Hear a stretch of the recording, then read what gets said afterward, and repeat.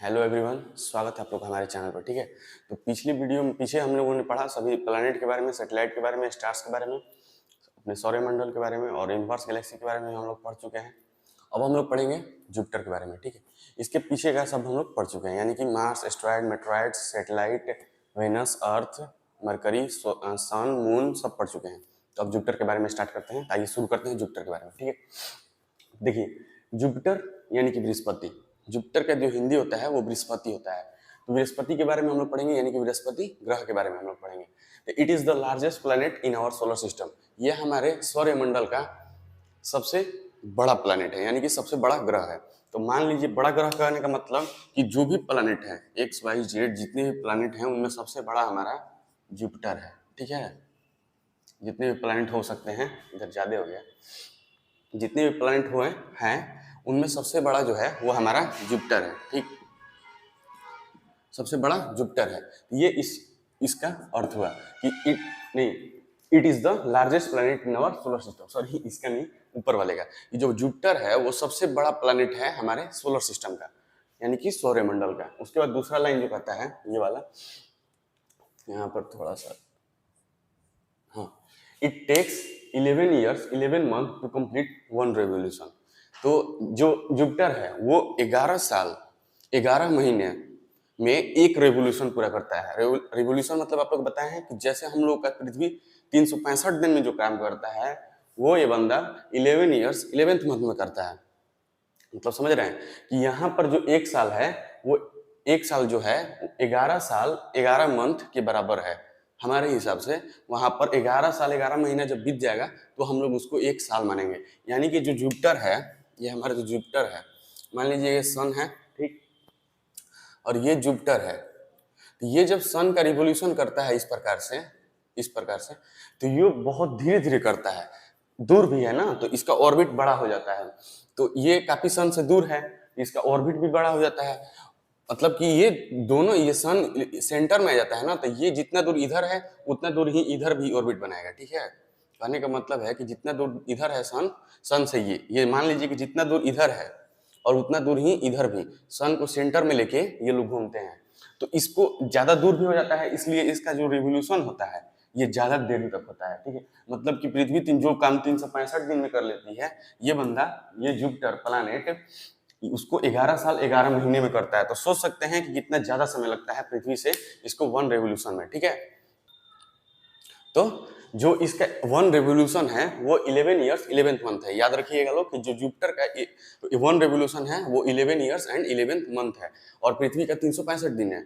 Mars का उससे कम होता है और मरकरी का भी कम होता है, किसी का ज्यादा होता है किसी कम होता है, तो वही ये ज्यादा वाला है। इस हम लोग का एक साल 365 दिन बराबर होता है। मान लीजिए कि हम लोग का ऑन अर्थ, समझिएगा, on earth 1 year equal to 365 days. ठीक, अर्थ पर जो है, थोड़ा सा खराब है, अर्थ पर जो है वो 1 ईयर 365 दिन का होता है। लेकिन फॉर जुपिटर ये 1 ईयर जो है वो 11 ईयर 11 मंथ का हो जाता है। ठीक है, कहने का मतलब है कि जो हम लोग का 365 दिन के बराबर जो हम मानते हैं, समय के हिसाब से कोई यहाँ पर नहीं है कि समय है यहाँ पर जो 24 घंटे के हिसाब से एक दिन है, तो उस हिसाब से कुछ नहीं है।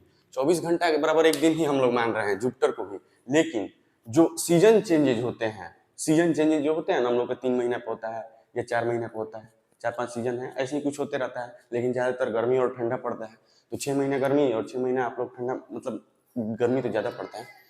तो उस प्रकार से आप लोग मान सकते हैं कि जो यहाँ पर 1 ईयर में चेंजेज हो जाते हैं, 5 सीजन आ जाते हैं, वो यहाँ पर 11 ईयर्स एंड 11 मंथ में आते हैं। ठीक है, यहाँ पर ये 11 ईयर्स और 11 मंथ में आते हैं यहाँ पर चेंजेज। तो मान लीजिए कि अगर यहाँ पर सीजन होगा, ठीक है, मान लीजिए कि जुपिटर पे ऐसे कोई सीजन नहीं है, वहां पर कोई एटमॉस्फेयर, मतलब पर्यावरण नहीं है जिस प्रकार से पृथ्वी पर है कि लाइफ संभव हो। लेकिन जिस प्रकार से अगर हो सके, तो एक तरह से समझने के लिए समझिए कि अगर वहां पर कोई सीजन चेंजेज होगा तो करीब 3 साल पर एक सीजन चेंज होगा। समझ रहे हैं, 3 साल पे एक सीजन चेंज होगा। यानी कि अगर स्प्रिंग आया है तो वो 3 साल चलेगा, ऑटमन जो है वो 3 साल चलेगा। ठीक, तो इस प्रकार से वहां पर सीजन चेंजेस होंगे, इसलिए इसका 11 मंथ 11 साल 11 महीना है, ठीक है। तो देखिए अब ये बात क्यों समझ रहे हैं, क्योंकि मान लीजिए कि अगर पृथ्वी इस तरह से आती है तो इसका सीजन चेंज होता है, तो ये भी जब इतना दूर आएगा इसके यहाँ तक आने में 3 साल लग जाएगा, जो कि पृथ्वी यहाँ पर है तो इसको जल्दी से आ जाता है ये, ठीक। तो इसलिए इसका सीजन चेंज करने में ज्यादा समय लगेगा, लेकिन फिर से बता रहे हैं, यहाँ पर कोई सीजन नहीं होता है, यहाँ पर गैस की मात्रा ज्यादा है, यहाँ पर कोई लाइफ संभव नहीं है, ठीक है। तो ठीक है, तो हम लोग अभी समझे कि 11 साल 11 महीना में ये रिवोल्यूशन पूरा करता है। लेकिन एक और इंटरेस्टिंग फैक्ट है, उसके बारे में जानते हैं कि it takes 9 hour 56 minute to complete one rotation. अब आप समझ रहे हैं कि ये सिर्फ 9 आवर यानी कि 9 घंटा 56 मिनट लेता है एक रोटेशन कंप्लीट करने में। अब बंदा एक रोटेशन कंप्लीट करने में 10 घंटा लेता है, लगभग 10 घंटा, 4 मिनट के इधर उधर, जैसे पृथ्वी भी 24 घंटा कुछ मिनट लेती है, इसीलिए 4 साल पे एक लीप ईयर आ जाता है, एक दिन बढ़ जाता है। तो उसी प्रकार ये भी 9 घंटा 56 मिनट यानी कि लगभग 10 घंटा लेता है एक रोटेशन पूरा करने में, और एक रिवोल्यूशन पूरा करने में ये 10 साल लगा देता है, मतलब 12 साल लगा देता है, 11 साल 11 मंथ यानी कि वही 11 साल 11 महीना। हाँ, तो 12 साल बोल सकते हैं इसको अप्रोक्सीमेट। तो 12 साल मतलब लगा देता है ये वन रिवोल्यूशन पूरा करने में, और वन रोटेशन 10 ही घंटे में पूरा कर देता है। यानी कि जो पृथ्वी पर, मिटा देते हैं पॉज के लिए, तो जो है मान लीजिए कि रोटेशन रिवोल्यूशन का मतलब समझ गए कि अगर वो किसी भी कोई भी ग्रह अगर पूरा सूर्य का चक्कर लगाता है एक ऑर्बिट से, तो वो रिवोल्यूशन बोलते हैं। और रोटेशन उसको बोलते हैं कि मान लीजिए कि जुपिटर है, ठीक, और ये एक्सिस हो गया इसका, एक्स वाई मान लीजिए इसको, ठीक, और ये अपने एक्सिस पे इस प्रकार घूमता है, ठीक। तो इस प्रकार मतलब गोल गोल घूमता है, जैसे कोई भी स्फीयर शेप ले लीजिए, ठीक, बॉल ले लीजिए या कोई भी गोल चीज ले लीजिए। जब वो घूमता है तो वो जब मान लीजिए कि यहाँ पर ये देखिए ये स्फेरिकल है, तो ये कैमलिन है ना, यहाँ पे आप लोग को दिखाई दे रहा है कैमलिन। तो ये पृथ्वी जो है, ये पृथ्वी का कैमलिन यहाँ पर फिर से घूम के आने में 24 घंटा लग जाता है, ठीक। लेकिन एग्जाम्पल के लिए बता रहे हैं, कोई है कुछ है नहीं इसलिए मार्कर से बता रहे हैं। तो लेकिन जुपिटर का जो है वो यहाँ से लेके और यहाँ से लेके फिर यहाँ पर कैमलिन आने में सिर्फ 10 घंटे लगते हैं, यानी कि 9 घंटे 56 मिनट लगते हैं। तो इसका रोटेशन सबसे ज्यादा फास्ट माना जाता है, मतलब है पूरे अपने सोलर सिस्टम में, ठीक। मैंने अपने सोलर सिस्टम में जितने भी ग्रह पाए जाते हैं, जितने भी प्लैनेट पाए जाते हैं, उनमें सबसे फास्ट रोटेशन इसका है, क्योंकि यहाँ पर सिर्फ it takes 9 hour 56 minute to one rotation. इसका मतलब हुआ कि यहाँ पर 1 डे इक्वल टू 10 आवर नहीं 9 आवर ना, 9 आवर अप्रोक्सीमेट है ना, 9 आवर्स 56 मिनट लगते हैं। मतलब कि यहाँ पर 10 घंटे 56 मिनट का एक दिन होता है, और 11 साल 11 महीने का एक साल होता है। तो आप लोग समझ सकते हैं कि यहाँ पर कितने दिन और रात होते हैं एक साल में। अगर आप लोग कैलकुलेशन कीजिएगा तो निकाल सकते हैं कि 11 साल 11 महीने का कितना होगा, मंथ कितना होगा, और दिन के हिसाब से एक दिन में अगर यहाँ पर 10 घंटा होता है तो हमारा एक दिन बराबर यहाँ पर हो गया लगभग 1 डे बाई अर्थ के हिसाब से एक दिन बराबर जुपिटर पे कितना देर हो जाएगा, 10 10 20, यानी कि लगभग 2.5 डेज, 2.4 डेज। मतलब कि जब हमारा 2.5 दिन बीत जाता है तो हम इन लोगों का जब 2.5 दिन बीत जाएगा तो हमारा एक दिन होगा, समझ रहे हैं। जब हम लोग का सुबह से शाम होने लगेगा, यानी कि 5 बजे से लेकर 5 बजे तक, तो इनका एक दिन बीत चुका होगा और दूसरे दिन में ये लोग इंटर कर चुके हैं होंगे। यानी कि अगर एग्जाम्पल से देखिए पृथ्वी के हिसाब से, तो अगर हमारे पृथ्वी पर अभी मान लीजिए कि 1 PM हो रहा है, ठीक, तो 10 PM होते होते यहाँ पर सुबह से शाम हो जाएगा, यहाँ डे होगा और यहाँ पर नाइट हो जाएगा, मान के चलिए। तो यहाँ पर 10 घंटे का एक दिन और रात होता है, तो उस हिसाब से आप लोग निकाल सकते हैं। अगर 1 डे अर्थ का वहाँ पर 2.4 डे होता है, तो पहले मल्टीप्लाई कीजिएगा 365 से, ठीक, 2.4 को, उसके बाद 11 ईयर्स में जितने मंथ होते हैं और 11 मंथ इसको ऐड करके और पूरा मल्टीप्लाई कीजिएगा, तब आएगा कि एक साल में वहां पर कितने दिन होते हैं, ठीक है। इसका कैलकुलेशन हम आप लोग को अगले वीडियो में समझाएंगे, ये वीडियो लंबा हो जाएगा इसलिए इसमें नहीं बता पा रहे हैं, ठीक। इसका कोई ज्यादा जरूरत नहीं है। तो ये सब आउटिंग हो गया, ये जानकारी के लिए रखा जाता है। इसको आप लोग कैलकुलेशन के थ्रू निकाल सकते हैं, ठीक। तो आइए आगे बढ़ते हैं। इट हैज 53 मून्स, मतलब कि इसका 53 ठो चंद्रमा है। हम लोग मून्स का अभी तक एक ही नाम है चंद्रमा, तो इसलिए मून ही बोलते हैं। तो इसका भी जो मून है वो 53 है, यानी कि 53, हिंदी में 53 मून्स, इसके 53 चंद्रमाएं हैं। तो चंद्रमा का मतलब आप लोग बताए थे कि जो मून है वो एक नेचुरल सैटेलाइट है, यानी कि प्रकृति के द्वारा हमारे जो भी ईश्वर भगवान हैं वो दिए हैं, तो उसको बोलते हैं मून। और जो आर्टिफिशियल होते हैं, जो मानव बनाते हैं, उसका तो हम लोग नाम रख देते हैं, जैसे कि एड्यूसेट, इनसेट के बारे में हम लोग पढ़े थे, एड्यूसेट एजुकेशनल और इनसेट वेदर फोरकास्ट वाला। तो वही जो 53 मून्स हैं वो इसके नेचुरल मून्स हैं, जो इसके चक्कर लगाते हैं। मान लीजिए कि जुपिटर है, जैसे हम लोग अर्थ के बताए थे आपको, ये अर्थ है और ये मून है जो इसका चक्कर लगाता है, और पृथ्वी जो है ये सूर्य का चक्कर लगाता है, ठीक बताए थे, ये सूर्य का चक्कर लगाता है। तो उसी प्रकार यहाँ पर 53 मून होंगे, बहुत सारे मून होंगे बोर्ड छोटा पड़ जाएगा, ठीक है। तो यहाँ पर बहुत सारे मून होंगे, यानी कि लगभग 53 मून होंगे, लगभग नहीं पूरा का पूरा 53 मून होगा जो पूरे जुपिटर को घूमता होगा, ठीक है, जुपिटर का चक्कर लगाता है।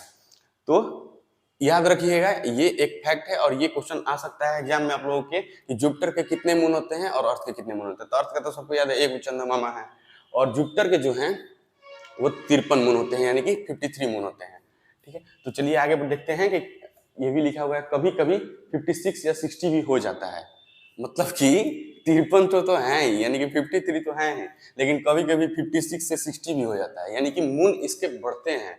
और हमारा नसीब इतना खराब है कि एक है, बस एक ही है, हाँ, मतलब एक से कभी ज्यादा नहीं होता है। लेकिन यहाँ पर 56 से 60 यानी कि लगभग कितना, लगभग 7 मून बढ़ जाते हैं जुपिटर के। तो काफी स्मार्ट बंदा है चंदा मामा, इनको बहुत प्यार करते हैं, ठीक।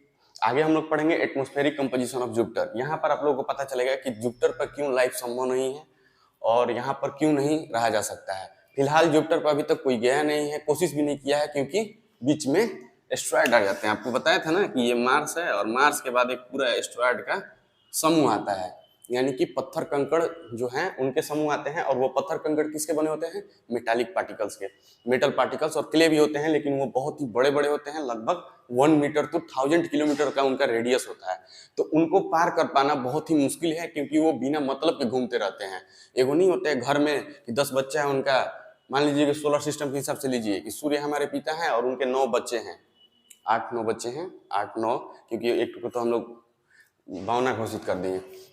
तो 8 बच्चे हैं और 10 बच्चे हैं, तो एक तो बौना हो गया हमारा प्लूटो, और ये आवारा वाला है एस्ट्रॉयड। तो ये आवारा गर्दी करते रहता है, इधर किसी को इधर इस पर जाने ही नहीं देता है, अपना बॉर्डर बना रखा है। तो इस प्रकार हम लोग जुपिटर पे तो गए नहीं हैं, लेकिन सैटेलाइट द्वारा, सेंसर्स के द्वारा, टेलीस्कोप के द्वारा कुछ उनके एटमॉस्फेरिक हम लोग कंपोजिशन जानते हैं, उसके बारे में जानते हैं, इससे भी पता चलेगा आपको। और क्यों नहीं जा पाए हैं, ये आपको एस्ट्रॉयड के चलते नहीं जा पाए, ठीक। तो इट हैज लैंड, यहाँ पर भूभाग पाया जाता है। अभी बहुत सारे लड़के जो हैं यूट्यूब पे देखते हैं, ये जो बोलते हैं ना, आइए जानते हैं इस फैक्ट के बारे में, ये तो जो फैक्ट चैनल वाले हैं ना, ये थोड़ा बहुत गर्जा मचाए हैं। उसके कारण हम लोग बहुत बच्चे से सुने हैं कि जो जुपिटर है वो पूरी तरह से गैस है, ठीक है। तो ये गलत बात है, ये गलत बात है। जुपिटर जो है पूरी तरह से गैस नहीं है, यहाँ पर लैंड पाया जाता है, जस्ट लाइक अर्थ, ठीक है। जैसे पृथ्वी पर मिट्टी पाया जाता है, यानी कि जमीन पाया जाता है, वो जमीन किसी भी प्रकार का हो सकता है, पत्थर का हो सकता है, वल्केनो का हो सकता है, ठीक है, सैंड का हो सकता है, लेकिन वहां पर जमीन पाया जाता है। तो ये आप लोग के दिमाग में कहीं से आया होगा अगर, तो समझ जाइए कि यहाँ पर सिर्फ गैस नहीं है।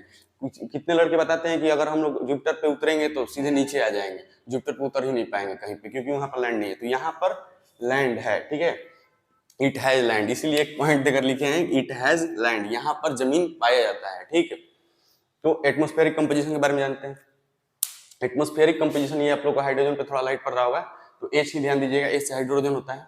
तो हाइड्रोजन जो है वो 90% है, हाइड्रोजन मतलब गैस, तो सिर्फ हवा ही 90% और हीलियम भी 10% है। मतलब कि यहाँ पर 2 प्रकार के गैस पाए जाते हैं, यानी कि सिर्फ हाइड्रोजन और हीलियम। तो हाइड्रोजन हीलियम से तो कुछ हो नहीं पाएगा, हाइड्रोजन और ऑक्सीजन रहता तो कुछ पानी बनता है यहाँ पे, और कार्बन डाइऑक्साइड रहता तो हम लोग जी भी पाते, लैंड है तो। लेकिन सिर्फ हाइड्रोजन और हीलियम 2 गैस है यहाँ पे, तो इस प्रकार से यहाँ पर लाइफ संभव नहीं है, और यहाँ पर लैंड पाया जाता है। ये आप लोग ध्यान रखिएगा, नोट करके रखिएगा, ठीक है। बिकॉज देखिए मरकरी पे लैंड पाया जाता है नहीं पाया जाता है उसका बात दूसरा है, उस पर कोई ज्यादा ध्यान नहीं देता है क्योंकि वहां पर कोई जाकर रहेगा नहीं, ठीक, क्योंकि वो सन के बहुत करीब है, वहां पर टेम्परेचर जो है बहुत हाई रहता है और वहां पर लाइफ पॉसिबल नहीं है क्योंकि वहां पर गैसेस नहीं है।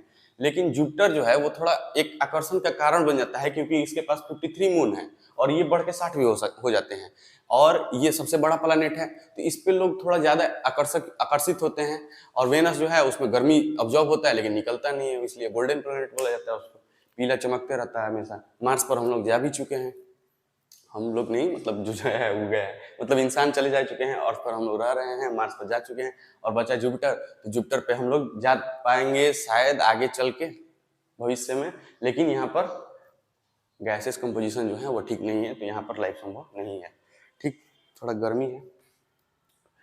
मास जो है जुपिटर का, मास मतलब वेट, जुपिटर का जो वेट है वो है 1.89 इंटू 10⁻27 kg, ठीक, यानी कि पॉइंट हटा के इधर 2 ठो और ऐड कर लीजिएगा आप लोग, 10 मतलब 2 ठो जीरो और ऐड कर लीजिएगा, यानी कि इसको इस तरह से भी लिख सकते हैं, यहाँ पर पॉइंट हटा के यहाँ पर 29 कर सकते हैं, ठीक है। लेकिन हमारे नासा के वैज्ञानिक जो हैं वो इसी प्रकार से कैलकुलेशन को दिए हैं, तो इस प्रकार से याद रखना है आप लोगों को, 1.89 इंटू 10⁻29 kg इसका जो है वो वेट है। वेट मास को वेट बोला जाता है, तो वेट मान के चलिए कि हमारा वेट कितना है, हमारा वेट 65 kg होगा, तो उस प्रकार से हमारे जो जुपिटर का वेट माना जाता है वो 1.89 इंटू 10⁻27 kg माना जाता है, ठीक। उसके बाद जो रेडियस है दिखाई दे रहा है आप लोगों को, ये जो रेडियस है जुपिटर का वो 69,910 किलोमीटर है, यानी कि थोड़ा गंदा हो गया है,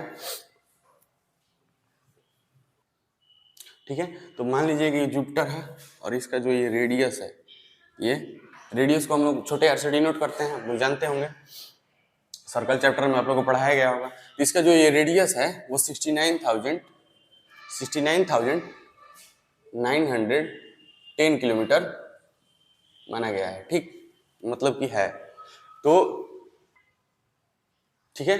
तो जो इसका रेडियस माना गया है यानी कि त्रिज्या, त्रिज्या बोलते हैं इसको हिंदी में, शायद इतना कंफर्म नहीं है, तो जो रेडियस समझिए कि जो इसका रेडियस बोला गया है वो 69,910 किलोमीटर बोला गया है, ठीक। तो अब आप लोग मान सकते हैं कि इसका डायमीटर अगर आप लोग को जानना होगा, ये पूरा डायमीटर छोटा डी, तो आप लोग मल्टीप्लाई कर लीजिएगा 2 से, ये आ जाएगा, ठीक, कुछ समथिंग 130 कुछ आएगा, ठीक। तो रेडियस आप लोग समझ गए। अब इसका डिस्टेंस फ्रॉम सन जानते हैं, यानी कि सूर्य से इसकी दूरी कितनी है, यानी कि ये जुपिटर है हमारा, जुपिटर, और ये हमारा सन है मान के चलिए, तो यहाँ से जो डिस्टेंस है वो कितना है, जुपिटर से जो डिस्टेंस है सन का वो कितना है, तो वो है 74,172 इंटू 10⁻7, ठीक। तो आइए देखते हैं कि जो जुपिटर का डिस्टेंस है, तो जो जुपिटर का डिस्टेंस है सन से वो कितना है, तो वो है 74,172 इंटू 10⁻7 किलोमीटर, ठीक, यानी कि 74,172 गुने 10 के पावर 7 किलोमीटर इसका पूरा डिस्टेंस है सन से। अगर आप लोग इसको शॉर्ट में याद करना चाहते हैं तो इसको इस तरह से याद कर सकते हैं, 741.4 मिलियन, शॉर्ट वाला हुआ अंग्रेजी भाषा में, इंटरनेशनल सिस्टम, ठीक है, ये इंटरनेशनल नंबर सिस्टम हुआ, मिलियन, बिलियन और ट्रिलियन। तो उस प्रकार से जो इसका डिस्टेंस है सन से वो 741 मिलियन किलोमीटर इसका डिस्टेंस होता है, याद करने के लिए नॉर्मल में, ठीक, मतलब छोटा है, और ये वाला थोड़ा ज्यादा है 74,172 इंटू 10⁻7 किलोमीटर, ये ज्यादा हो जाता है। अब इतना हम लोग जाने जुपिटर के बारे में, ठीक, और जुपिटर के बारे में कुछ ऐसे भी बातें हैं जो आप लोग को बता देते हैं कि इसका रिंग भी होता है, ठीक है, जो रिंग होता है उसका वो अल्बाइट स्मॉल एंड फ्लैट होता है, मतलब कि इट हैज रिंग्स, जो हमें दिखाई नहीं देता है, ठीक, दिखाया नहीं जाता है, लेकिन हमारे जो वैज्ञानिक हैं वो बताए हैं कि इट हैज रिंग्स, जो कि अल्बाइट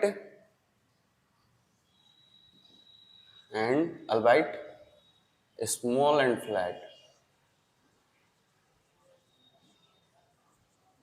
ठीक। अल्बाइट स्मॉल एंड फ्लैट का मतलब हुआ कि ये जो रिंग है वो अल्बाइट है, ठीक, और वो छोटा है और चपटा है, चिपटा हुआ है, इसीलिए नहीं दिखाई देता है शायद। अल्बाइट का हिंदी नहीं होता है, अल्बाइट का हिंदी अल्बाइटे होता है, ये अंग्रेज सब लिखा है इसलिए इसका अभी तक हिंदी शायद इजाद नहीं हुआ है। ऐसे कुछ शब्द को पर्यायवाची इसका हो सकता है, इसके बारे में हम लोग आगे जानेंगे इस रिंग के बारे में अलग से, ठीक है। ये थोड़ा आगे का हो गया है, आप लोगों का सिलेबस से बाहर। हम लोग जियोग्राफी पढ़ रहे हैं क्लास 6 का, इसलिए इतना ही इसमें, ठीक है। जुपिटर में अब हम लोग पढ़ेंगे सैटर्न के बारे में, ठीक। तो चलिए जानते हैं सैटर्न के बारे में। चलिए, पीछे हमने जाना जुपिटर के बारे में, कुछ इंटरेस्टिंग फैक्ट के बारे में जुपिटर के भी, ठीक है। तो अब हम लोग पढ़ेंगे सैटर्न के बारे में, यानी कि शनि ग्रह के बारे में, साढ़े साथी शनि ग्रह के बारे में। ये सब नहीं जानेंगे कि शनि ग्रह साढ़े साथी क्यों लगता है, ऐसा नहीं, सब कुछ अलग टॉपिक हो गया। शनि ग्रह के बारे में जानेंगे कि शनि ग्रह का एटमॉस्फेरिक कंपोजिशन क्या है, वहाँ पर उसका मास क्या है, उसका रेडियस क्या है, उसका डिस्टेंस क्या है सन से, हाँ वहाँ पर वो क्या अपना उपस्थिति जाहिर करता है सोलर सिस्टम में, उसका क्या साइज शेप है, कितना रोटेशन होता है, कितना रिवोल्यूशन होता है, इस सब के बारे में हम लोग जानेंगे। तो आइए शुरू करते हैं शनि ग्रह यानी कि सैटर्न। थोड़ा फास्ट बोल रहे होंगे तो उसके लिए माफ कीजिएगा। Second largest planet in our solar system. हमने पढ़ा था first largest planet Jupiter. Jupiter जो है वो सबसे बड़ा प्लैनेट माना जाता है हमारे सौरमंडल में, यानी कि सबसे बड़ा ग्रह जो है वो सौरमंडल का जुपिटर है। और शनि ग्रह जो है यानी कि सैटर्न, ये दूसरा लार्जेस्ट प्लैनेट है, second largest planet in our solar system, ये दूसरा लार्जेस्ट प्लैनेट है। चलिए इसको याद रखिएगा कि फर्स्ट कौन सा है तो जुपिटर है, और सेकंड कौन सा है तो सैटर्न है, ठीक। थर्ड आप लोग को बताया है, पिछली वीडियो में जाके देखिएगा, इसमें नहीं बताएंगे। तो रिवोल्यूशन जो है, रिवोल्यूशन यानी कि सूर्य की परिक्रमा, ये सूर्य है और ये सैटर्न है, ठीक, ये सैटर्न है। तो ये जो और सूर्य की परिक्रमा करता है, ये रिवोल्यूशन जो है इसका कितने दिनों में होता है तो 29 ईयर्स 5 मंथ। 29 ईयर्स 5 मंथ का मतलब हुआ कि ये 29 साल 5 महीने में पूरे सूर्य का चक्कर लगाता है, यानी कि यहां से लेके ये पूरी दूरी एक बार तय करने में इसको 29 साल 5 महीने लग जाते हैं, यानी कि 29 ईयर्स 5 मंथ, ठीक। अब समझ सकते हैं कि जुपिटर का जो था वो 11 ईयर्स 11 मंथ था, क्योंकि वो बड़ा भी है और दूर भी है। तो ये तो और भी दूर हो जाता है ना, यहाँ पर मरकरी, वेनस, अर्थ, मार्स, उसके बाद एस्ट्रॉयड्स, उसके बाद जुपिटर, और उसके बाद ये आता है सैटर्न। जुपिटर बड़ा है सैटर्न से, आप लोगों को अभी फोकस में सैटर्न है, यानी कि मेनली हम लोग पढ़ रहे हैं सैटर्न के बारे में, इसलिए इसको बड़ा बनाया गया है। तो जो सैटर्न है ये जुपिटर से भी तो दूर हो जाता है ना। तो जैसा कि हमने आपको बताया है कि जो जितना ही दूर जाएगा हमारे सूर्य से, जितना ही दूर जाएगा उसका जो रिवोल्यूशन होगा वो ज्यादा होते जाएगा, और रोटेशन तो निर्भर करता है उस प्लैनेट के स्पीड पे। लेकिन इसका भी देखिए 10 आवर 40 मिनट है, मतलब कुछ ज्यादा है किससे, जुपिटर से, मतलब रोटेशन कम हो जा रहा है, लेकिन जो रिवोल्यूशन का स्पीड है वो ज्यादा हो जा रहा है, मतलब समय ज्यादा लग रहा है, क्योंकि डिस्टेंस ज्यादा हो जा रहा है ना। हम लोग डिस्टेंस पढ़ेंगे कि सन से डिस्टेंस इसका कितना है। सूर्य क्या बोलते हैं, जुपिटर का डिस्टेंस है 741.4 मिलियन किलोमीटर, ठीक। लेकिन इसका जो है वो शायद बिलियन में होगा, ठीक है। तो आइए देखते हैं कि क्यों, ठीक है, कितना दूर है। तो इससे समझिए कि जितना दूर जाएगा उतना रिवोल्यूशन में समय लगेगा। अब मान लीजिए कि आपको बोला गया कि यहाँ पर मान लीजिए कि एक चेयर है, ठीक, एक चेयर मान लीजिए, कैसे बन गया, मान लीजिए कि एक चेयर है, 4 गोड़ होता है ना, चेयर है। आपको बोला गया कि यहाँ पर आप खड़े हैं, आपको बोला कि चेयर के चारों चक्कर लगाना है, तब 1 मिनट में लगा लीजिएगा, 1 मिनट नहीं 5-6 सेकंड, 5-6 सेकंड में लगा लीजिए। लेकिन आपको बोला जाए कि चेयर है आरा में, आप पटना से जाके, अब पटना के एक सरकमस्टांस पे मान लीजिए ये जो हुआ ये सेंटर हुआ ना, तो ये सूर्य है, ये सेंटर है, और यहाँ पर सैटर्न है, ठीक। तो उसी प्रकार से मानिए कि ये जो चेयर है वो सन है, और ये जो सैटर्न है ये वो आप है, ठीक। तो इसका 6 सेकंड में आपने लगा लिया एक चक्कर, क्योंकि आप नजदीक हैं। लेकिन मान लीजिए कि चेयर रखा है आरा में, ठीक, और आपको भेज दिया जाए पटना, तो पटना मान लीजिए कि यहाँ से आरा से 64 किलोमीटर है, ठीक, मार्कर खत्म। तो मान लीजिए कि जो पटना है वो आरा से 64 किलोमीटर का है, ठीक, यानी कि पूरा डायमीटर जो है आरा से 64 किलोमीटर है, रेडियस, डायमीटर नहीं। तो 64 किलोमीटर के रेडियस से ना आप चारों तरफ घूमिएगा, ठीक, एक चक्कर लगाइएगा, तो आपको कितना समय लग जाएगा, समझ रहे हैं ना। आपको अगर आप प्लेनों से घूमिएगा ना तो आपको कम से कम आधा घंटा लग जाएगा लैंड करने में और उड़ने में, ठीक है, आधा घंटा तो कम से कम लगना है। तो इस तरह से समझ सकते हैं कि ये कितना बिलियन किलोमीटर दूर है, ठीक है, बिलियन किलोमीटर दूर होगा। डिस्टेंस फ्रॉम सन देखिए यहाँ पर बिलियन में है, तो सोचिए कितना समय इसको भी लगेगा, उस हिसाब से यहाँ पर साल बढ़ जाता है, ठीक। तो यानी कि इसका पृथ्वी का 1 ईयर जो होता है 365 दिन, ये यहाँ पर 29 ईयर्स 5 मंथ के बराबर होता है, ठीक। तो समझ में आ गया। अब रोटेशन इसे जानते हैं, रोटेशन यानी कि अपने एक्सिस पर घूमना। आपको पीछे बताया था जुपिटर का कि ये कैमलिन है, और ये फिर घूम के जब कैमलिन पे आ जाता है तो इसको रोटेशन बोलते हैं, यानी कि एक दिन और रात। तो इसका जो रोटेशन है वो 10 आवर 40 मिनट में आ जाता है, और जो जुपिटर का था वो 9 आवर 56 मिनट में, यानी कि अप्रोक्सीमेट 10 आवर्स होता था, लेकिन इसका 40 मिनट बढ़ जाता है, ठीक। अगर आप लोग देखिएगा, अगर गूगल पे सर्च कीजिएगा तो इसका 10.7 लिखता है आवर्स, यानी कि अगर उस हिसाब से देखा जाए तो 42 मिनट होता है, लेकिन वो अप्रोक्सीमेट लिखता है, ठीक है। इस तरह से माना गया है कि 40 मिनट्स है, माना नहीं गया है, ठीक है। तो जो रोटेशन है हमारे सैटर्न का वो 10 आवर 40 मिनट का है, यानी कि जो जुपिटर का दिन था वो 9 आवर 56 मिनट यानी कि 10 घंटे का था, और जो सैटर्न पे दिन है एक दिन वो 10 आवर 40 मिनट का है, ठीक है। तो अगर आपको क्यूरियोसिटी होगी कि हम जाने कि इसमें कितने महीने के कितने एक साल में कितने दिन होते हैं, तो आप लोग निकाल सकते हैं, ठीक। चलिए आगे देखते हैं, वो सब ज्यादा हो गया, निकालना उकालना नहीं है, बस याद रखिए कि रोटेशन जो है वो 10 आवर 40 मिनट में होता है, और जो इसका रिवोल्यूशन होता है वो 29 ईयर 5 मंथ में होता है, ठीक। आगे देखते हैं डिस्टेंस फ्रॉम सन। जैसे कि हमने आपको बताया कि जुपिटर जो था वो 741.4 मिलियन था, ठीक है, और इंटरनेशनल सिस्टम में, और इंडियन सिस्टम में तो थोड़ा ज़्यादा है, उसको याद करने में 10 इंटू 7 था शायद, कुछ 74,000 कुछ था, तो इतना था। लेकिन ये सीधे महाशय बिलियन में उतर गए, ठीक है, दोनों मार्कर खत्म है, इंक डालना पड़ेगा।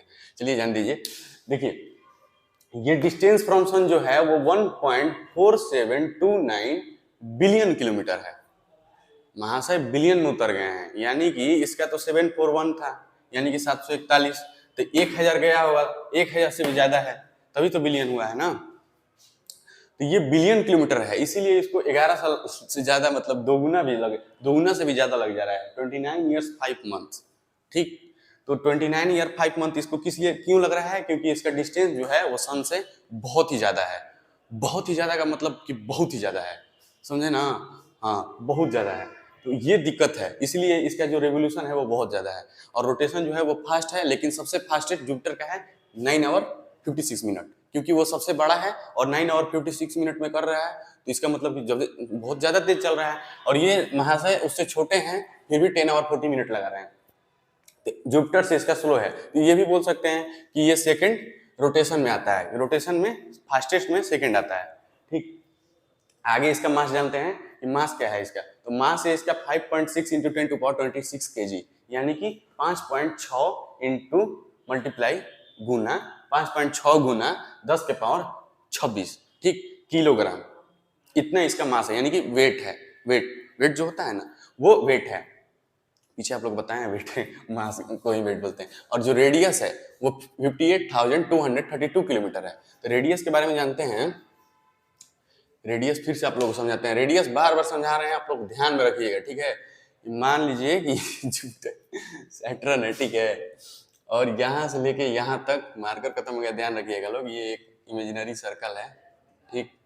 यहाँ से एक लेके यहाँ तक, यानी कि ये छोटा आ रहा है, तो 58,232 किलोमीटर ये इसका यहाँ तक का एरिया है, और पूरा डायमीटर जानने के लिए आपको 2 से मल्टीप्लाई करना पड़ेगा। तो उसी प्रकार जो रेडियस है इसका वो 58,232 किलोमीटर। ये सब छोटे छोटे पॉइंट हैं जो आपको बहुत आगे चल के मदद करेंगे एग्जाम्स में, ठीक है। तो इसको याद करना बहुत जरूरी है, तो इसको याद करना बहुत जरूरी है। जो भी हम लोग लिखते हैं बोर्ड पर वो आपको एक कंपोज करके लिखते हैं, ठीक है। मतलब कि अगर बुक में एक पेज का दिया हुआ है सैटर्न, तो हम लोग छोटा करके इतना छोटा में बताते हैं आप लोग को वो, और हम लोग समझाने में ज्यादा कोशिश करते हैं ताकि आप लोग का नोट छोटा बने और आप समझिए बढ़िया से। तो जो भी पॉइंट्स लिखे जाते हैं वो सब स्पेशल नोट्स की तरह लीजिए और उसको याद कर लीजिएगा, सब भी आप याद तो हो ही जाएगा, इतना बढ़िया समझाते हैं। अगर कहीं पे दिक्कत होगा तो कमेंट में बता सकते हैं कहाँ पर दिक्कत आ रही है, ठीक है। तो जो मास है वो 5.6 इंटू 10⁻26 kg आता है, इसका मास है, यानी कि इसका जो वेट है वो 5.6 इंटू 10⁻26 kg आता है, इसका जो वेट है। और रेडियस जो है वो 58,232 किलोमीटर है। ठीक, we can not stand on Saturn, हम लोग सैटर्न पे खड़े नहीं हो सकते, ये माना गया है। ठीक है, और खड़े भी हो भी नहीं सकते हैं, क्योंकि वहां पर आप जाइएगा नहीं ना, अभी तक तो कोई गया नहीं है, लेकिन जाइएगा भी ना तो वहां पर खड़ा नहीं हो सकते हैं, क्योंकि बहुत शायद ज्यादा घूमता होगा।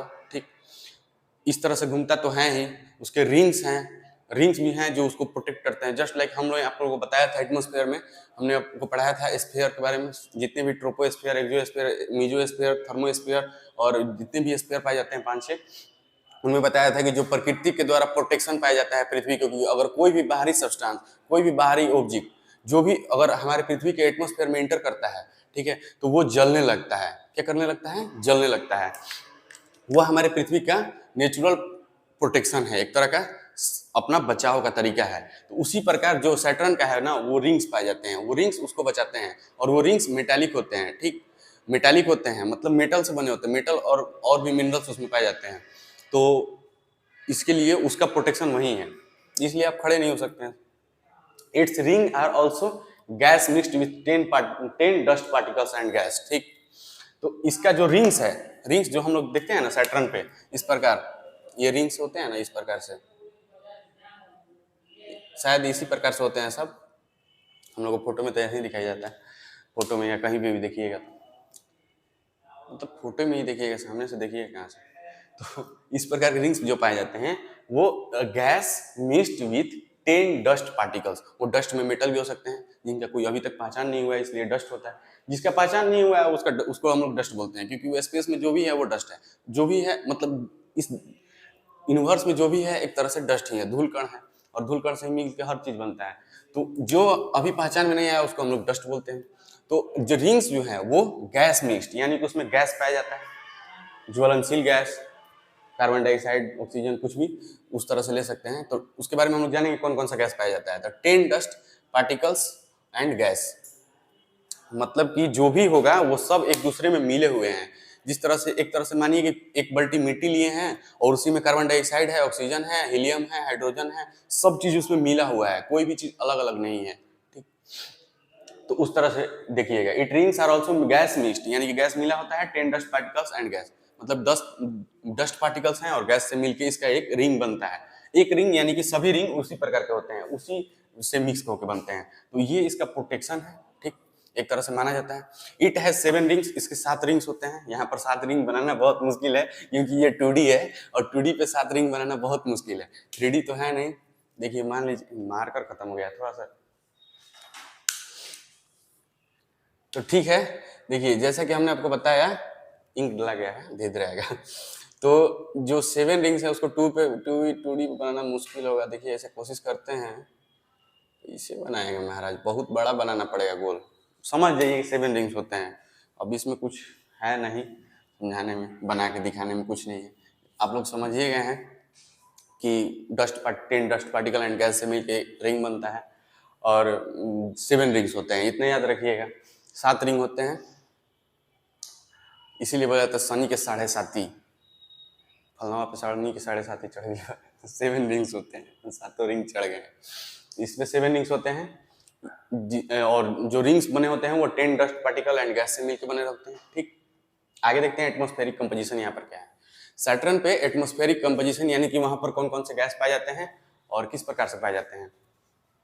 तो हाइड्रोजन वहां पर 96.3% पाया जाता है।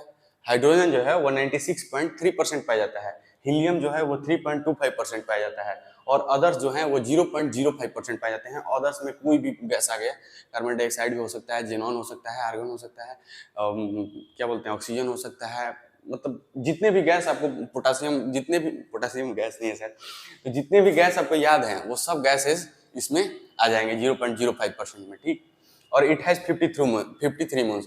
तो एक सिमिलरिटी है जुपिटर और सैटर्न में कि जो भी मतलब जुपिटर पे भी 53 मून्स पाए जाते हैं। वो अलग बात है कि उस पर कभी कभी 56 से 60 तक हो जाते हैं, लेकिन मुख्य रूप से यानी कि मेनली वहां पर 53 मून्स ही पाए जाते हैं। और जुपिटर भी 53 मून्स पाया जाता है, अभी पीछे ही बताएं आपको। और सैटर्न पे भी 53 मून्स पाए जाते हैं, यानी कि यहाँ पर भी 53 मून्स पाए जाते हैं। मून्स हो गए यहाँ पे, ठीक। तो जुपिटर पे भी 53 मून्स पाए जाते हैं। तो सैटर्न के बारे में हम लोग इतना ही जानेंगे और जुपिटर के बारे में आप लोग जान चुके हैं, तो इसके बारे में इतना ही। अगर आगे आगे हम लोग नेपच्यून के बारे में पढ़ेंगे, ठीक।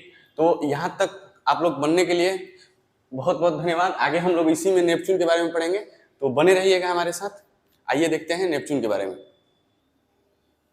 तो पीछे हमने पढ़ा जुपिटर और सैटर्न के बारे में, ठीक। ये वीडियो इसलिए लंबा बना रहे हैं कि ताकि देखिए पीछे हमने वीडियो बनाया था आप लोगों को कि कभी भी समय निकाल के देख पाए, ठीक। लेकिन अब ना बहुत ज्यादा हो गया है, ये करीब 12वां या 13वां पार्ट है। अब सोचिए कि एक चैप्टर को अगर हम लोग 12 या 13 भाग में मतलब डालेंगे तो आप लोग को भी मन नहीं लगेगा देखने में, इसलिए ये थोड़ा ज्यादा लंबा जाएगा, शायद 1 घंटे तक जा सकता है।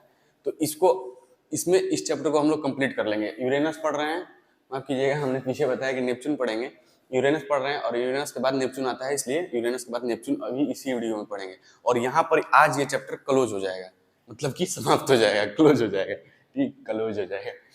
तो आइए देखते हैं यूरेनस। यूरेनस का मतलब होता है अरुण, यानी कि अरुण ग्रह। यूरेनस प्लैनेट अरुण ग्रह।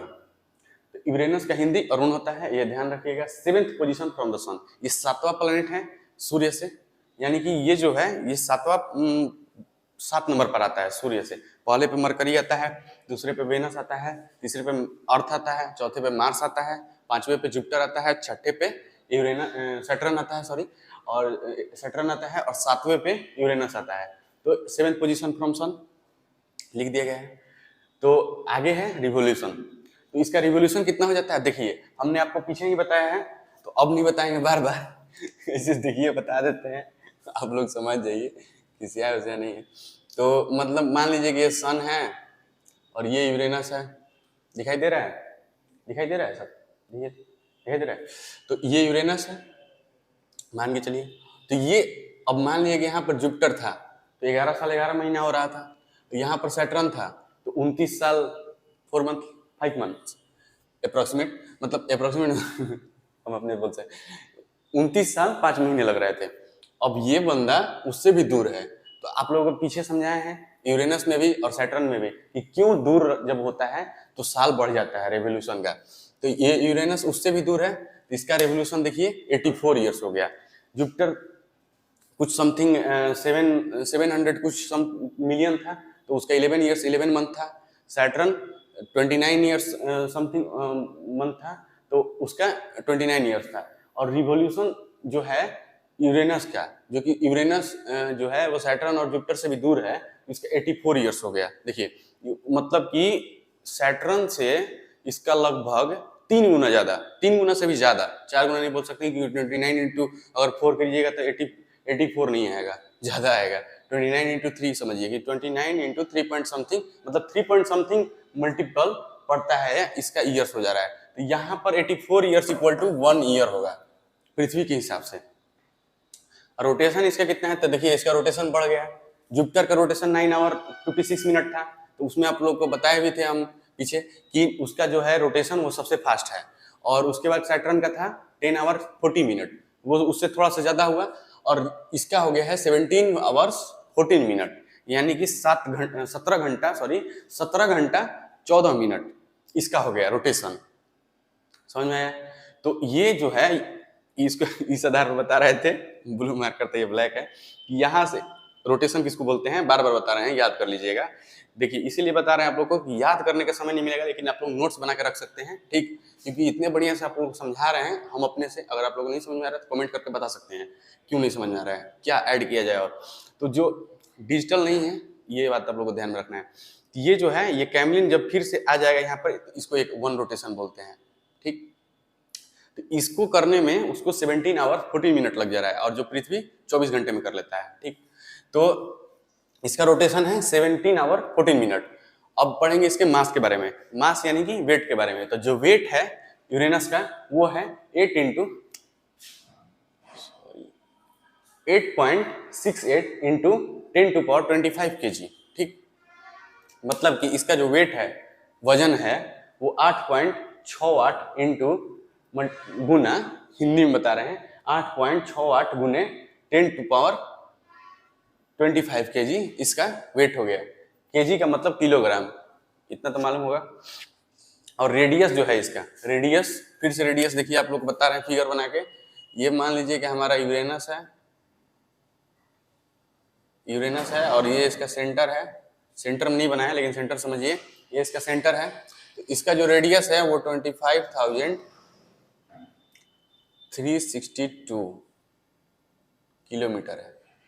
अगर इसका डायमीटर जानना है आप लोगों को तो पूरा निकाल सकते हैं मल्टीप्लाई इंटू 2 करके, और इससे आप एरिया भी निकाल सकते हैं इसका कि एरिया क्षेत्रफल कितना है। इस प्रकार भारत का क्षेत्रफल माना जाता है कि भारत का क्षेत्रफल इतना है, पृथ्वी का पूरा क्षेत्रफल, पृथ्वी का भी बताया था आप लोग को रेडियस, उस हिसाब से पृथ्वी का भी निकाल सकते हैं। देखिए किसी भी सर्कल का अगर रेडियस आपको मालूम है उसका आप सर्कमस्टांस और एरिया निकाल सकते हैं, ठीक, डायमीटर भी निकाल सकते हैं। तो आप लोग एरिया भी निकाल सकते हैं इससे। एरिया आप लोग को इतना तो मालूम होगा, मैथ इतना पढ़े होंगे ना। तो डिस्टेंस फ्रॉम सन, अब देखिए जुपिटर का जो था क्यों ज्यादा हो जा रहा है ये समझिए। जुपिटर को जो था वो मिलियन में था डिस्टेंस, सैटर्न का जो था वो बिलियन में इंटर कर चुका था, 1 पॉइंट समथिंग बिलियन था, ठीक, 1.5 नहीं था, यानी कि 5 से कम था, लेकिन बिलियन में ही था। और इस बंदे का यानी कि यूरेनस का, अरुण ग्रह का 2.94 बिलियन हो जा रहा है, मतलब कि लगभग सैटर्न से दोगुना, लगभग दोगुना, आप लोग मान सकते हैं लगभग दोगुना, क्योंकि उसका 1.4 समथिंग था, इसका 2.9 समथिंग है, ठीक। तो 1.4 का समथिंग कीजिएगा तो 2.8 ही आएगा ना, तो दोगुना से ज्यादा ही है, ये दोगुना से कम नहीं है, ज्यादा ही है। तो दोगुना से ज्यादा है तो इसीलिए उसका 29 ईयर्स था और इसका लगभग 3 गुना ज्यादा रिवोल्यूशन बढ़ जा रहा है, 84 ईयर्स है। यहाँ पर ये मेन रीजन है रिवोल्यूशन के टाइम को बढ़ाने के लिए, ठीक, जितना ही दूर जाएगा उतना ही रिवोल्यूशन का समय बढ़ते जाएगा। इट हैज 27 मून, ठीक है। इसमें भी इसमें इसका देखिए जुपिटर और सैटर्न का 53 मून्स होते हैं। जुपिटर एक अपवाद है, उसमें कभी कभी 56 से लेके 60 तक हो जाते हैं, लेकिन मुख्य रूप से उनमें 53 होते हैं। सैटर्न में भी 53 होते हैं, और इसमें क्या बोलते हैं, यूरेनस में 27 मून्स होते हैं, यानी कि 27 मून्स होते हैं, या 27 चंद्रमा पाए जाते हैं यूरेनस के। चंद्रमा का मतलब समझ रहे हैं ना, नेचुरल सैटेलाइट जो हमारे प्रकृति के द्वारा मिला है, तो वो 27 मून्स होते हैं यूरेनस पे।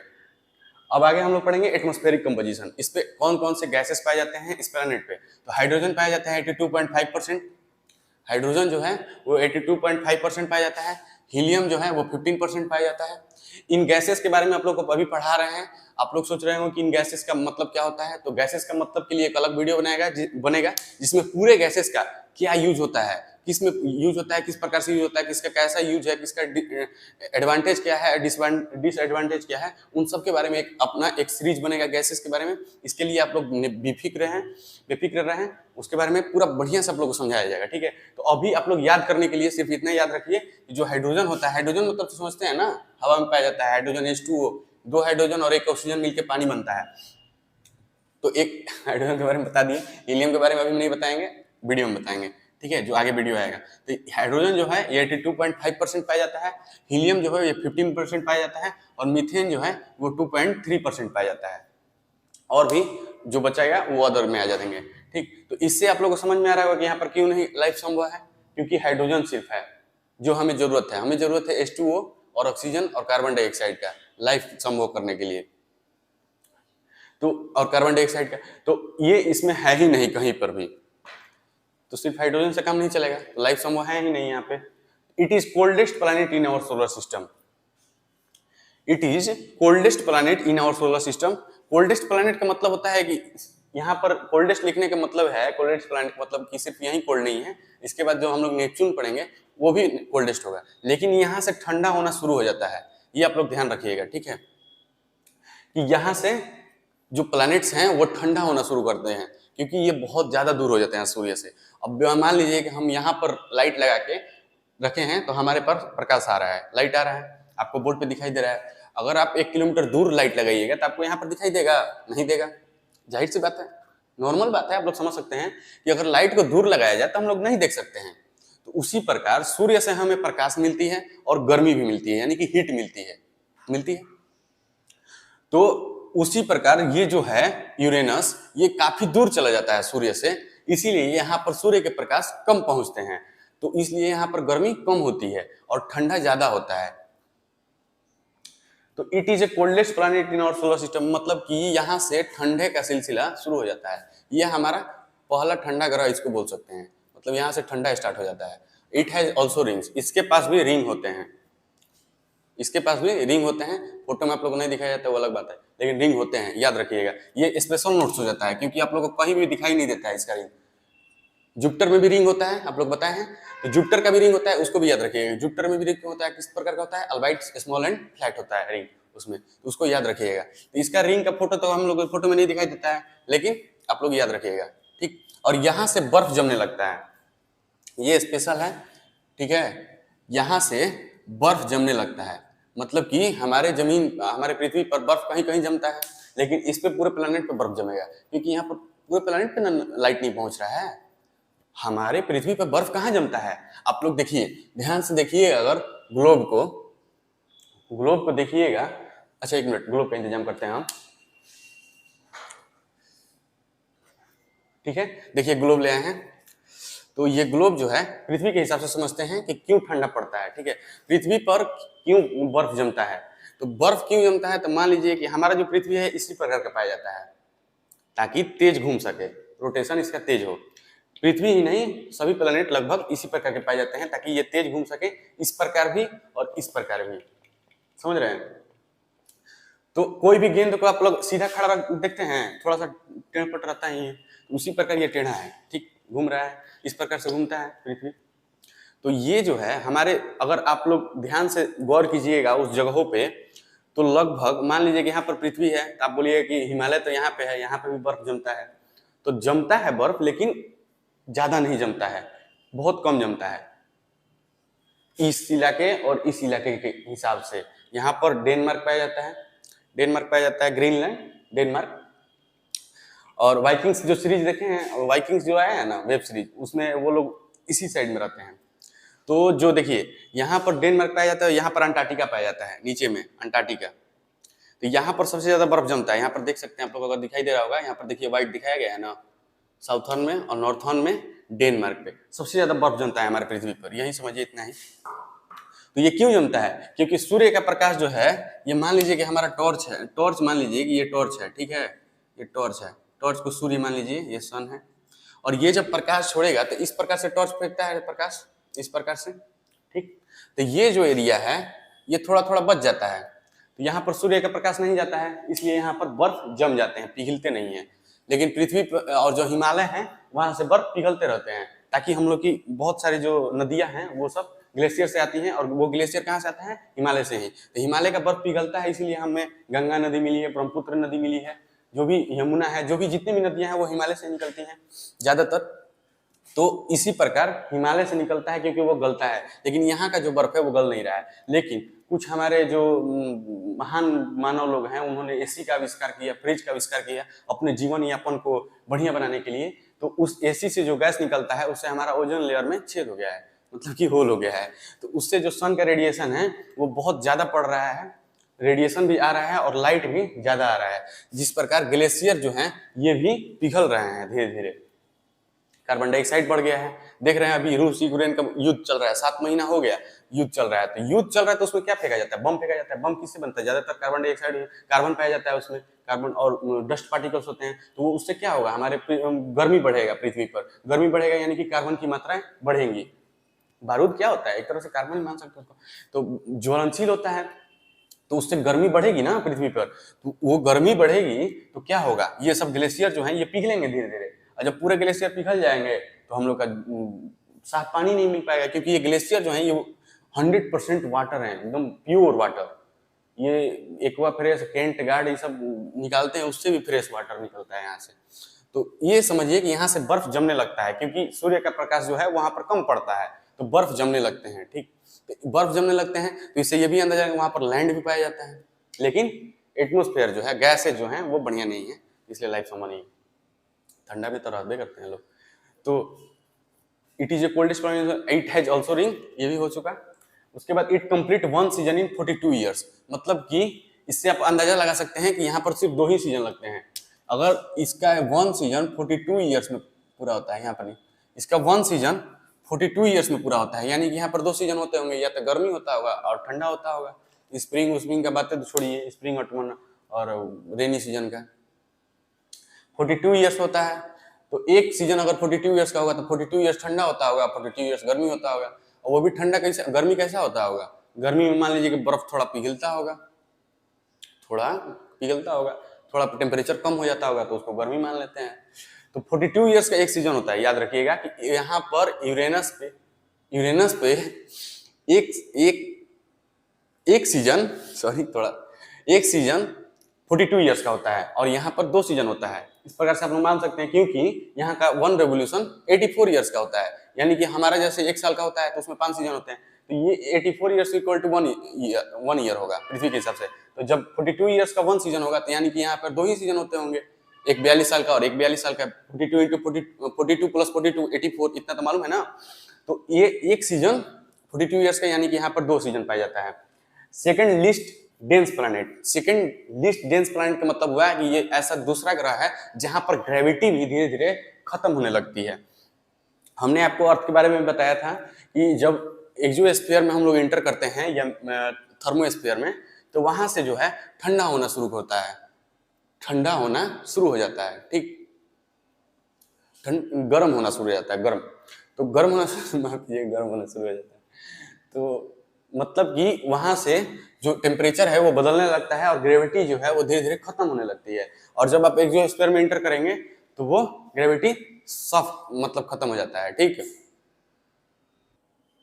है। तो जो टेम्परेचर है वो इंक्रीज करने लगता है थर्मोस्फीयर से, ठीक। तो और एक्सोस्फीयर में जब जाइएगा तो स्पेस हो जाता है, पूरा जीरो ग्रेविटी हो जाता है, वहां पर ग्रेविटी तो खत्म हो ही जाता है, ग्रेविटी और नीचे ही खत्म हो जाता है। तो उसी प्रकार यहाँ पर ग्रेविटी बहुत कम होता है, यानी कि बहुत ही कम ग्रेविटी होता है। आप खड़ा हो पाइएगा लेकिन थोड़ा सा वैसे कूदिएगा ना तो ज्यादा ऊपर जाइएगा, थोड़ा सा आप बल लगेगा लेकिन बहुत ज्यादा ऊपर जाइएगा। मतलब अंदाजा हम लोग लगा रहे हैं, कोई गया नहीं है। ये ध्यान रखिएगा कि मार्स के आगे अभी तक कोई इंसान नहीं गया है, ये दिमाग में रखना है। ये सब सिर्फ माना जाता है कि यहाँ पर ग्रेविटी बहुत कम होता है, ये माना गया है। इसको हम लोग तब प्रूफ कर पाएंगे जब वहां पर कोई जाएगा, या कुछ कैलकुलेशन के द्वारा प्रूफ कर सकते हैं, लेकिन अभी तक प्रैक्टिकली नहीं हुआ है। प्रैक्टिकली तब होगा जब वहां पर कोई ऑब्जेक्ट या कोई इंसान वहां पर खड़ा होके देखेगा। तो ये इसमें इतना ही था, ठीक है, यूरेनस में। और आगे हम लोग पढ़ेंगे नेपच्यून के बारे में। आइए नेपच्यून के बारे में जानते हैं। हाँ, तो पीछे इसी वीडियो में हम लोग यूरेनस, नेपच्यून, नहीं नेपच्यून अभी पढ़ेंगे, यूरेनस, सैटर्न और जुपिटर के बारे में हम लोग पढ़ चुके हैं। ये चौथा प्लैनेट है नेपच्यून। और इस चैप्टर का, ये पूरा वीडियो जो पूरा चल रहा है 10, 12, 13, ये सब आज खत्म होने वाला है इस वीडियो में, इसलिए ये लंबा बन रहा है वीडियो, ताकि आप लोग इस चैप्टर को यहाँ पर खत्म करें। मान लीजिए कि एक चैप्टर खत्म करने में 12 दिन लगेगा, तो समझ रहे हैं एक साल में 3 ठो बुक है, जियोग्राफी, सिविक्स और हिस्ट्री, 3 ठो बुक है। तीनों बुक का खत्म करने में कितना समय लगेगा? वैसे भी हम लोग लेट हैं, ऐसे हर स्कूल में लगभग एग्जाम हो ही गया हाफ ईयरली का। तो आइए शुरू करते हैं। इसके बाद हम लोग सिलेबस 1 चैप्टर सिविक्स का पढ़ेंगे और 1st चैप्टर हिस्ट्री का। और उसके बाद हम कोशिश करेंगे आप लोगों को कि एसे 2 का ही सिलेबस यूट्यूब पे डाला जाए, ठीक। मतलब कि एसे 2 का ही जो सिलेबस है उस पर वीडियो बनाएंगे हम लोग आपको, ताकि आप लोग को आसानी हो एग्जाम में, फाइनल में, ठीक। आइए देखते हैं नेपच्यून के बारे में। नेपच्यून को हम लोग वरुण बोलते हैं हिंदी में। ये सब याद रखने वाली बातें हैं, इसको जरूर याद रखिएगा कि नेपच्यून को वरुण हिंदी में बोला जाता है, यानी कि वरुण ग्रह, Neptune planet. 8th position from the sun, ये लास्ट प्लैनेट है। प्लूटो के बारे में हम लोग गहराई से पढ़ेंगे अगले किसी वीडियो में, ठीक। तो नेपच्यून जो है ये 8th पोजीशन फ्रॉम द सन है, ठीक है। तो नेपच्यून जो है वो 8वां पोजीशन पे आता है। और प्लूटो के बारे में अलग से वीडियो बनेगा, क्योंकि आप लोग के सिलेबस से प्लूटो बाहर हो गया है, तो हम लोग उसे भूलेंगे नहीं, उसकी याद में हम एक वीडियो जरूर बनाएंगे, आप लोग जरूर देखिएगा, ठीक। बढ़िया है। तो रिवोल्यूशन इसके जानते हैं। सबसे फर्स्ट है रिवोल्यूशन। इसका रिवोल्यूशन कितना होता है?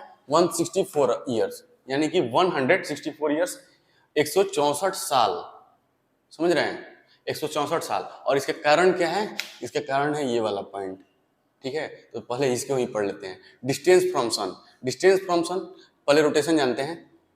रिवोल्यूशन याद रखिएगा, रिवोल्यूशन कितना होता है? 164 ईयर्स इसका रिवोल्यूशन होता है, यानी कि सूर्य का एक चक्कर लगाने में ये 164 ईयर्स लगाता है।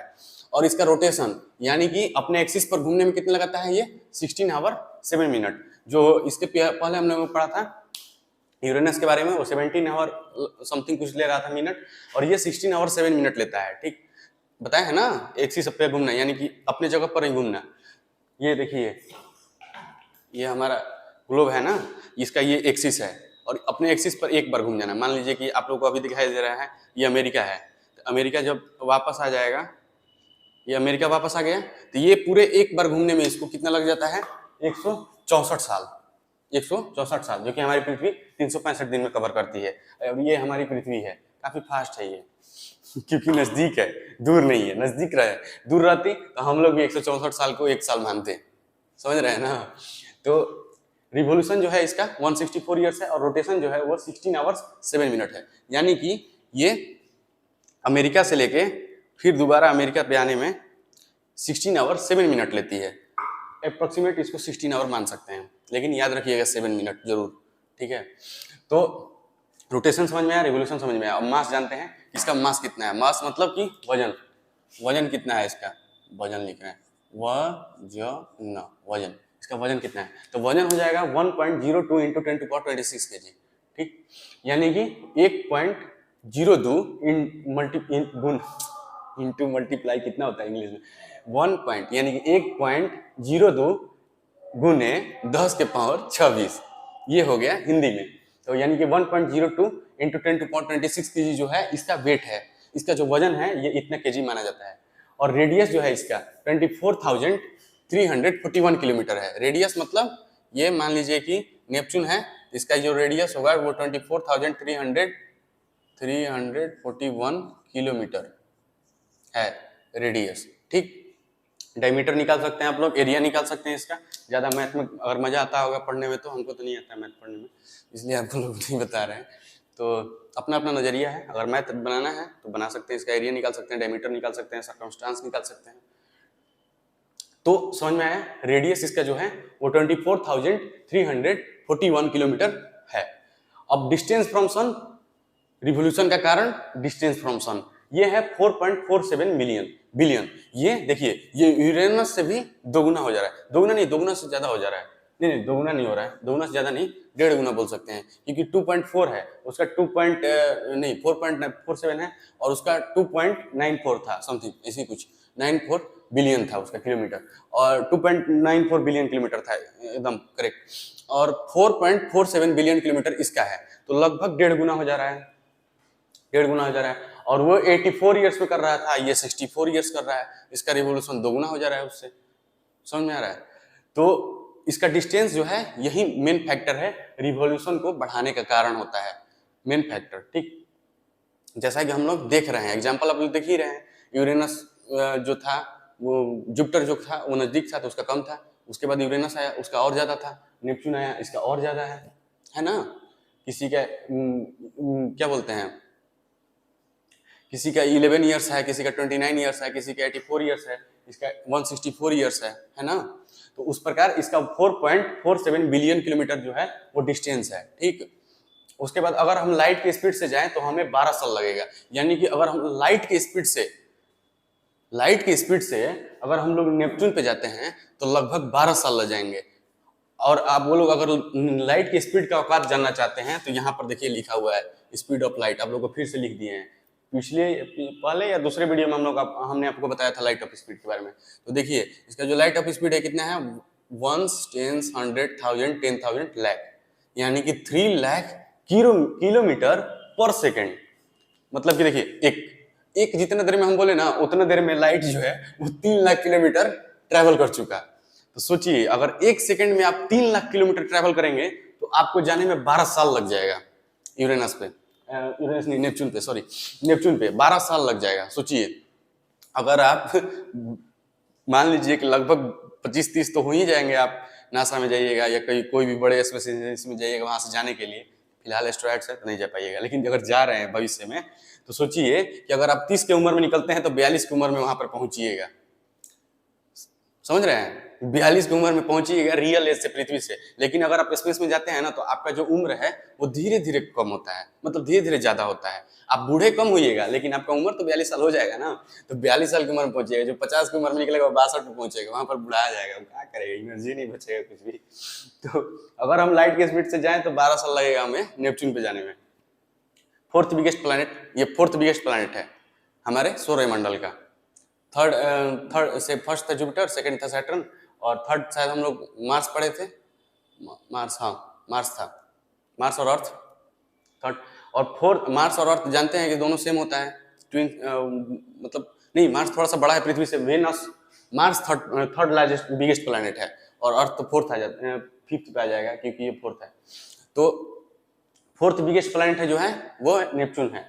इसका ग्रेविटी पृथ्वी से जैसा होता है, मतलब कि पृथ्वी पे जैसा ग्रेविटी होता है वैसा ही यहाँ पर भी होता है। तो इससे आप अंदाजा लगा सकते हैं कि जब यहाँ पर ग्रेविटी है तो यहाँ पर लैंड भी है, यहाँ पर जमीन भी है, जमीन भी है।